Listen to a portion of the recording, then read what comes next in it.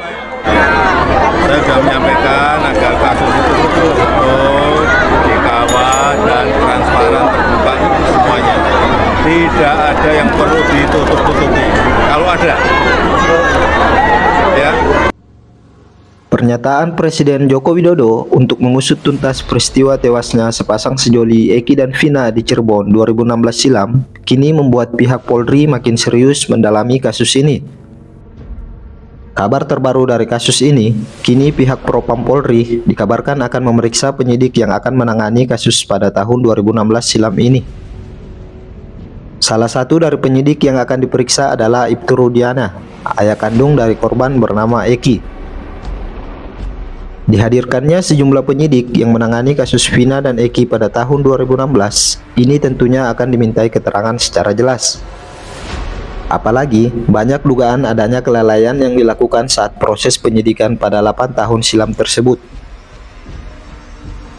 Propam Polri didampingi Polda Jawa Barat memeriksa sejumlah penyidik yang bertugas menangani kasus pembunuhan Vina dan Eki kala itu. Kompol Gali Wardani, mantan Kasat Reskrim Polres Cirebon Kota pada 2016 dan Kasat Narkoba Polres Kerawang, AKP Arif Zainal Abidin, disebut sebagai orang-orang yang dimintai keterangannya. Beredar informasi, Ibtu Rudiana, ayah almarhum Eki yang saat itu disebut mengamankan pelaku juga turut diperiksa. Kabar soal diperiksanya Ibtu Rudiana oleh Propam Polri ditanggapi oleh mantan Kabar Reskrim Polri, Ito Sumardi. Berdasarkan analisa Ito Sumardi, Ibtu Rudiana turut diperiksa lantaran menjadi bahan agar mengetahui melakukan pelanggaran kode etik atau tidak. Sebagai seorang ayah yang tahu anaknya meninggal kemudian mengajukan ekshumasi atau panggilan jenazah sehingga dilakukan autopsi kedua yang ditemukan penyebab kematian anaknya, ujar Ito Sumardi. Tentunya, ayah ini mencari tahu siapa pembunuh anaknya. Keterangan ayah korban ini juga menjadi bahan. Apakah memang ayah korban ini telah melakukan pelanggaran kode etik atau tidak? Jelasnya. Sebagaimana diketahui, info yang beredar di kalangan masyarakat saat ini, Ibtu Rudiana ini menjadi pihak yang melakukan penangkapan terhadap 8 orang terpidana.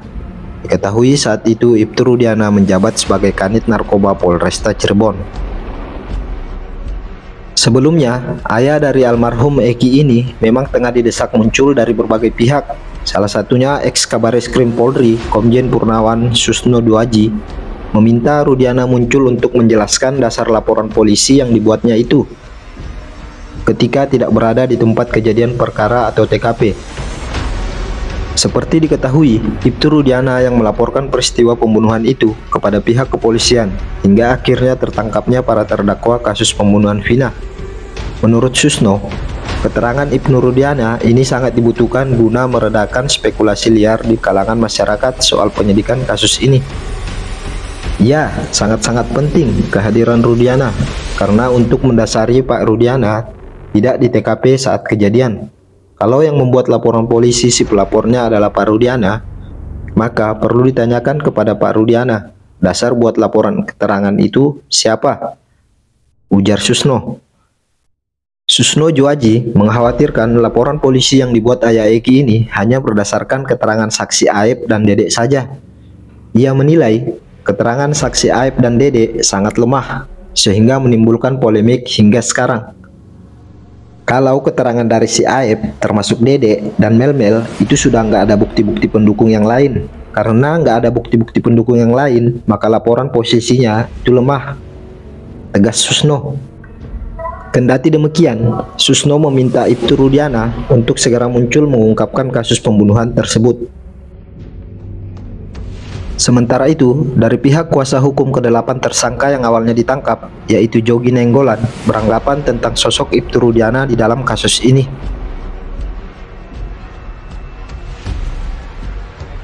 Ya itu semua dilakukan oleh yang bersangkutan. Ya kita nggak boleh ibaratnya nih melakukan suatu kebohongan di dalam penyampaian informasi, dan itu faktanya. Bila mana pada saat itu Pak Rudiana ya bersabarlah, makanya dalam rangka mendapatkan informasi yang sesat dari seseorang. Permasalahan tidak seperti ini, dan klien kami pun tidak akan pernah dihukum seumur hidup.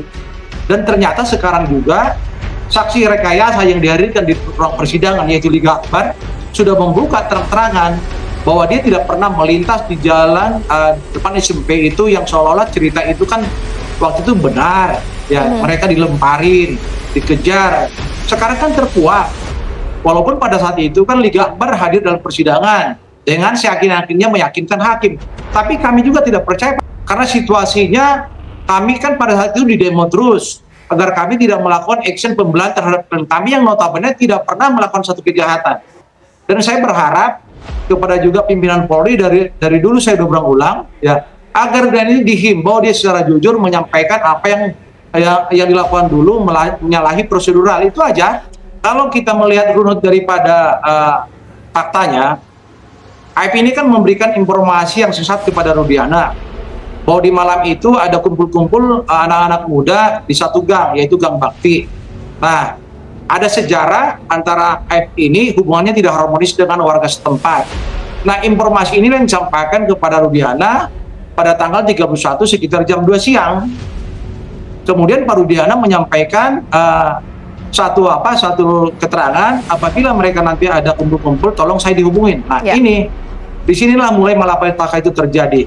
Ketika anak-anak yang baik ini pulang dari tempat kerjanya sebagai kuli bangunan, dan sebelum masuk ke rumah mereka masing-masing, berkumpul dulu minum-minum di depan itu ada warung-warung kecil. Nah, di situ dilakukan penangkapan sekitar jam 4 menjelang jam 5. Makanya kalau kita runut di dalam laporan polisi, ini kan laporan polisi ini belum pernah dibuat sebelumnya, tetapi tindakan-tindakan yang abuse of power itu dulu dilakukan, dan sampai di Polres Cirebon Kota belum dilakukan interogasi, mereka sudah dipukulin sampai tidak berdaya, dan apapun kehendak polisi mereka turutin. Di ruang persidangan juga saudara Sudirman ini yang notabene informasi daripada kuasa hukumnya ada semacam ketertinggalan mental, dia sudah meminta maaf kok kepada klien kami, baik sebelum disidangkan maupun setelah disidangkan, bahwa dia terpaksa melakukan suatu perkataan-perkataan yang bohong yang menyudutkan klien kami seolah-olah klien kami adalah terlibat dalam suatu tuduhan pembunuhan tersebut. Itu nyata itu, bukan omong kosong, dan bisa dikonfirmasi kok.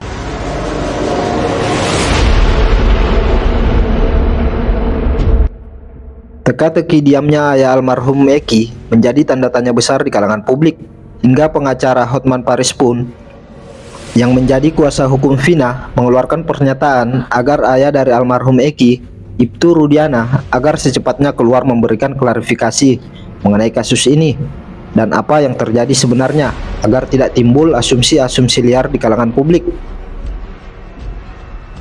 Ya, kita bisa tarik kesimpulan ya guys.